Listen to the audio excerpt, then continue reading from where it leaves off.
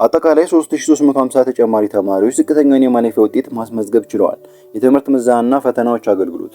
ሰላም ውድ ተማሪዎች፣ በባለፈው ቪዲዮ እንግዲህ ትምህርት ሚኒስቴር 2017 የማትሪክ ማለፊያ ነጥብ ከ300 ወደ 297 ቀንሶታል ብለን የነገርናችሁ ሲሆን እንግዲህ ይህንንም ነገር ዛሬ ተግባራዊ ያደርጉታል ማለት ነው።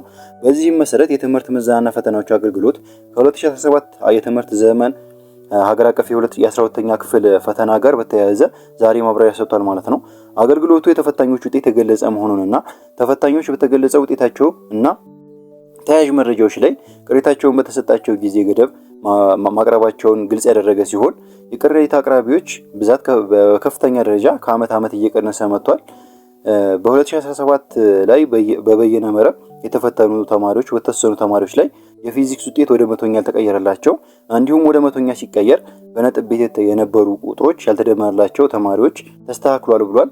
በተጨማሪ እንግዲህ 49.50 ወይም ደግሞ 49.5 እና በላይ አማካኝ ውጤት ያስመዘገቡ ተማሪዎች ውጤታቸው ወደ 50 በመቶ እንዲጠጋጋ በተወሰነው መሰረት ተግባራዊ ተደርጓል ሲል ገልጿል።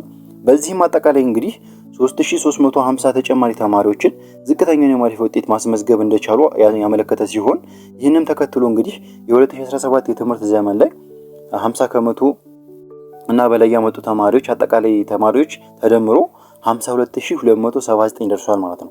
እንግዲህ ባለፈው ከ48000 ተማሪዎች ተጨምሮ የተጨመሩት ተማሪዎች ደግሞ ስንት ናቸው? ማለትም ዝቅተኛ የማለፊያ ውጤቱን ያመጡ 3350 ተማሪዎች ተጨምረው ድምሩ አጠቃላይ በ2017 ማትሪክ ውጤት ያለፉ ተማሪዎች 52279 ሆኖ መዝገባቸውን በአጠቃላይ በመቶኛ ሲገለጽ ደግሞ ወደ 8.9 በመቶ ሆኖ መዝገቡን አሳውቋል ማለት ነው። በሀገር አቀፍ ደረጃ እንግዲህ ከፍተኛ ውጤት ያስመዘገቡ ተማሪዎች ወይም ደግሞ ስንት አስመዘገቡ የሚለውን በምንመለከትበት ጊዜ ከተፈጥሮ ሳይንስ እንግዲህ በወንዶች ካሊድ በሽር 592.08 ከ600 በማምጣት በሴቶች ደግሞ ሃይማኖት ዮሐንስ 581.36 ከ600 በማምጣት ከማህበራዊ ሳይንስ ወይም ደግሞ ከሶሻል ሳይንስ በወንዶች ጫላ ግርማ 563.50 ከ600 ማለት ነው። በሴቶች ደግሞ ሲምቦ ደረጀ 549.78 ከ600 በማምጣት ከፍተኛውን ውጤት መያዝ ችሏል ማለት ነው። በአመቱ የትምህርት መስኩ ከፍተኛ ውጤት ያስመዘገቡ ተማሪዎች ስም ዝርዝር እንግዲህ በምታዩት በምስሉ ላይ አስቀምጠንላችኋል ማለት ነው። ለተጨማሪ መረጃ ቻናላችንን ሰብስክራይብ ማድረግ እንዳትረሱ።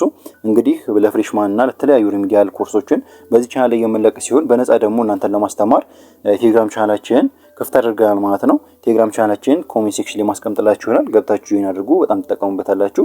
ለሰጣችሁን ጊዜ እናመሰግናለን።